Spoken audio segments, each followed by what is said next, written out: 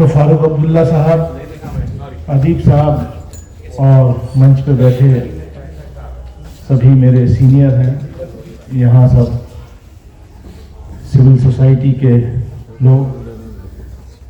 अशोक पांडे जी ने बहुत अच्छी बात करी, रतनलाल जी कह करके चले गए। मैं बाकी लोगों के भाषण पूरी तरीके से नहीं सुन पाया, डी राजा साहब ने मेरे सामने बात की। मैं इन सब की बातों को तायद करते हुए उससे भी आगे की बात, क्योंकि वो बातें मैं रिपीट करना नहीं चाहता। ये बात सही है कि पॉलिटिकल पार्टीज को तय करना पड़ेगा, खाली जिम्मेदारी सिविल सोसाइटी की नहीं है। और पॉलिटिकल पार्टीज को ये नहीं होना चाहिए कि सिर्फ चुनाव जीतने के लिए हम अपनी आइडियोलॉजी के साथ कॉम्प्रोमाइज करते हैं। जब तक हम अपनी आइडियोलॉजी पर चट्टान की तरह खड़े होकर के नहीं लड़ेंगे तो तब तक कर्नाटक और तेलंगाना जैसे रिजल्ट नहीं आएंगे। कर्नाटक में सिविल सोसाइटी के साथ मिलकर के आइडियोलॉजी पर लड़े तो कर्नाटक में संघ परिवार का हिंदुत्व जो है वो डूब गया। वहां उन्होंने खूब चलाया था, हनुमान जी को भी ले आए थे कि ये उनके बारे में ऐसा कहा, राम को भी लाए थे, लेकिन वहां नहीं चला, तेलंगाना में नहीं चला। आप जाकर के एजेंडा आपका मध्य प्रदेश में बदल गया, उसी फ्रॉडों के बीच में जाकर के आप भी नतमस्तक हो गए, तो वहां की जनता ने कहा कि यार बहुत सीधी सी बात है, जब कॉन्स्टिट्यूशन क्लब के बाहर से निकलेंगे तो एक लोकल हलवाई की दुकान है और दूसरी नाथू स्वीट्स है, तो जाहिर सी बात है हल्दीराम की दुकान पे ही जाएगा, ब्रांड के पास जाएगा, तुम्हारे पास क्यों आएगा। बहुत तल्ख बात कह रहा हूं मैं। होता क्या है कि जो सिविल सोसाइटी के लोग जो रात दिन लड़ रहे हैं, माफ कीजिए सियासी लोगों में बहुत कम लोग हैं, उस किसी ने सही कहा कि अगर कोई लड़ रहा है आज की डेट में तो हकीकत है। मैं तो बहुजन समाज पार्टी का एमपी हूं, अभी एक्सपेल नहीं हुआ हूं, अभी खाली सस्पेंडेड हूं। मैं उसके बावजूद कह रहा हूं ये बात, और आज से नहीं कह रहा, मैं पिछले 5 साल से इस बात को कह रहा हूं कि पार्लियामेंट के अंदर इस 17वीं लोकसभा में फारूक साहब यहां मौजूद हैं, अंदर भी और बाहर भी, अगर कोई लड़ रहा है, हेड ऑन लेकर के लड़ रहा है, सब चीज अपनी कुर्बान करके, तो वो राहुल गांधी लड़ रहा है। अब उनकी पार्टी कितना उनके साथ खड़ी है, उनके लोगों ने,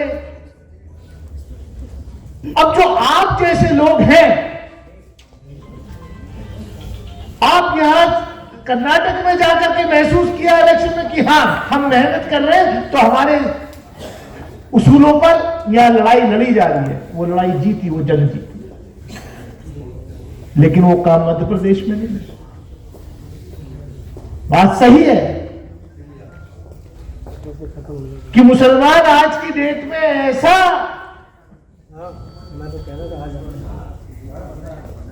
चीज बन गई है कि खालिक साहब मेंबर पार्लियामेंट है हमारे, अब्दुल खालिक साहब आप ऊपर आइए, इधर आइए स्टेज पे।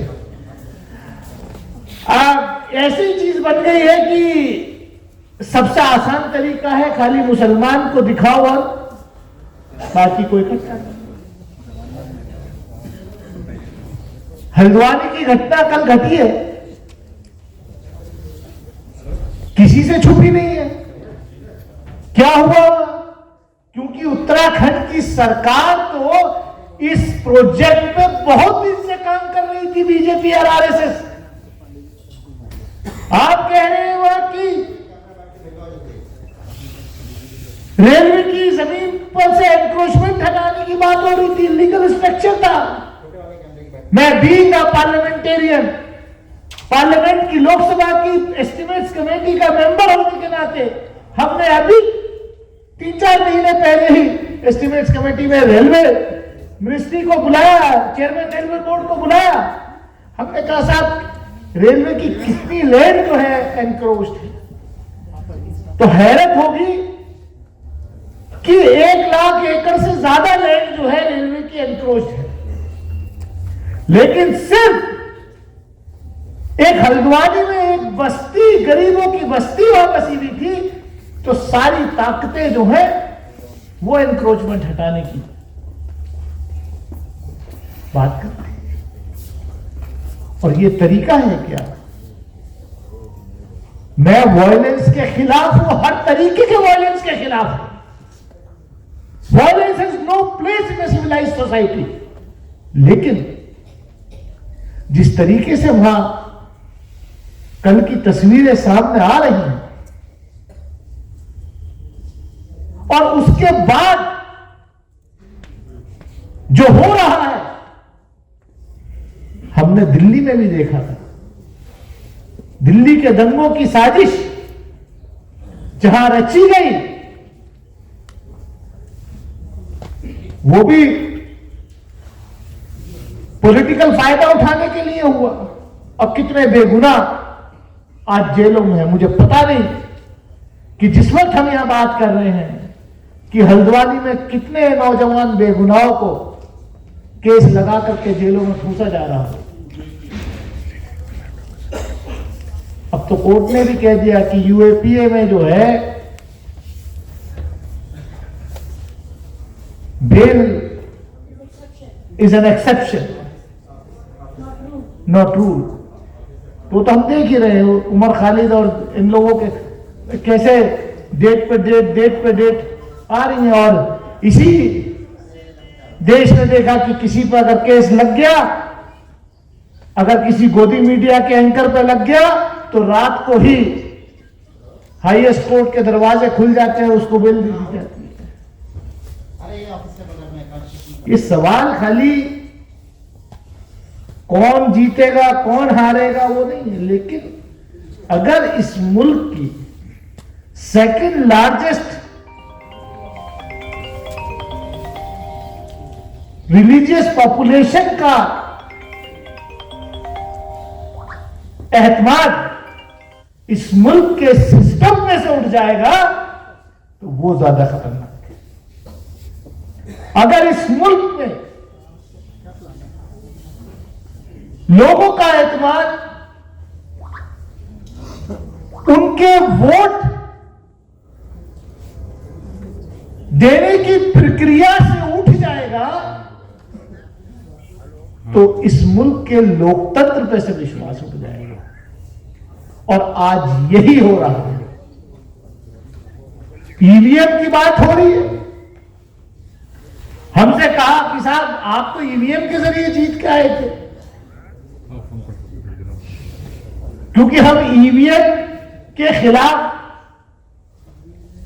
साहब I was also one of the petitioners in the supreme court, जो 2018 में पॉलिटिकल पार्टीज ने साइन करके भेजा था। उस वक्त में जिस पार्टी में था, तो उसका सेक्रेटरी जनरल होने के नाते मेरे भी सिग्नेचर उस पेटिशन पे। मैंने सर्टिफिकेट लेते वक्त जब मुझे लोकसभा में के इलेक्शन का सर्टिफिकेट दिया रिटर्निंग ऑफिसर ने, और बाहर जब मीडिया वाले ऐसे ही आके बोले साहब क्या, मैंने कहा सबसे पहला मैं जाकर के पार्लियामेंट के अंदर मुझे मौका मिलेगा तो मैं ईवीएम के विरोध में अपनी बात रखूंगा। और मैंने रखी पार्लियामेंट के अंदर, लोकसभा के अंदर। इस 5 साल के टेन्योर में 3 बार ईवीएम के खिलाफ हमने लोकसभा में बात रखी। चलिए साहब ईवीएम भी ठीक कर देंगे,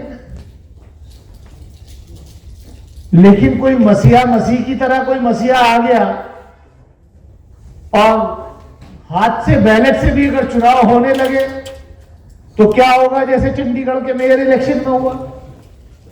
तो जब पूरा सिस्टम ही हाईजैक आप करना चाहते हो, करप्ट करना चाहते हो, सारी संवैधानिक संस्थाओं को बर्बाद कर दिया आपने, तो कहां जाएगा आम आदमी? ये वोट का अधिकार बड़ी मुश्किल से मिला। मैं ज्यादा कुछ ना कहते हुए मैं इतना ही कहूंगा, अजीत भाई मायूस होने की जरूरत नहीं है। इंशाअल्लाह लड़ाई लड़ी जाएगी। मुझसे भी बहुत लोग कहते हैं कि साहब, और वेल विशर है वो सब, कि दानी साहब जरा हल्के, आप डरते नहीं, आप जो ज्यादा जज्बात में रहते हैं। मैं तो परसों भी जब डॉक्टर साहब वहां मौजूद थे, प्राइम मिनिस्टर रिप्लाई दे रहे थे हाउस के अंदर, जब वो, माफ कीजिए कि मेरे मुल्क का प्राइम मिनिस्टर जब इतना हल्का भाषण अगर मेरे सामने लोकसभा में करेगा तो मैं तो अपना फर्ज समझता हूं कि मैं खड़े होकर के उसका विरोध क्यों करूं। मैंने किया और जोरदार तरीके से किया। मैंने कल, क्योंकि आजम भाई मैं बोलना नहीं चाहता था ये बात, लेकिन क्योंकि आपने मेरा इंट्रोडक्शन ही ऐसा दे दिया कि गाली खाया हुआ सांसद, तो मैंने कल 0 आवर में, अक्सर बड़ी मुश्किल से तो 0 आवर मिला, तो 0 आवर में मैं खड़ा हुआ और एक और इतिहास कल बन गया कि शायद 0 आवर का शॉर्टेस्ट टाइम का रिकॉर्ड भी दानिश अली के नाम कल चला गया। मैंने सिर्फ इतना कहना शुरू किया कि साहब, सभापति महोदय, इस देश में हेट स्पीचेस बहुत हो रही है, हेट स्पीचेस के खिलाफ कानून, सख्त कानून बनना चाहिए। और संविधान निर्माताओं ने जब संविधान बना रहे थे उन्होंने ये सोचा भी नहीं होगा, और मेरा माइक ऑफ कर दिया क्योंकि वो समझ गए कि जो मैं कहने जा रहा था अगला सेंटेंस वो मैंने कहा, लेकिन वो माइक पे नहीं कहा, लेकिन आवाज इतनी थी कि वो सब नहीं लिया कि ये जब देश का संविधान लिखा जा रहा था तो संविधान निर्माताओं ने कभी ये ख्वाब में भी नहीं सोचा होगा कि इस सदन के अंदर आकर के इलेक्टेड रिप्रेजेंटेटिव मेंबर लोकसभा जो है यहां पर गाली देंगे। तो ये भी रिकॉर्ड पे जाने के लिए, ले जाने के लिए अलाउड नहीं है। अब हालत जब पार्लियामेंट के अंदर ये हो जाए कि आप अपनी बात भी ना कह सके, बाइक ऑफ कर दिया जाए, जब रिटर्निंग ऑफिसर जो है बैलेट पेपर जो है वो खराब करके चुनाव, तो क्या बचा क्या है? लड़ाई लंबी है, लड़ाई लड़नी पड़ेगी और इंशाअल्लाह हम लोग तैयार हैं। आने वाले वक्त में मायूस होने की जरूरत बिल्कुल नहीं है दीप भाई, इंशाअल्लाह ईमानदारी से लड़ाई लड़ी जाएगी। बहुत बहुत शुक्रिया, जय हिंद। बहुत बहुत शुक्रिया।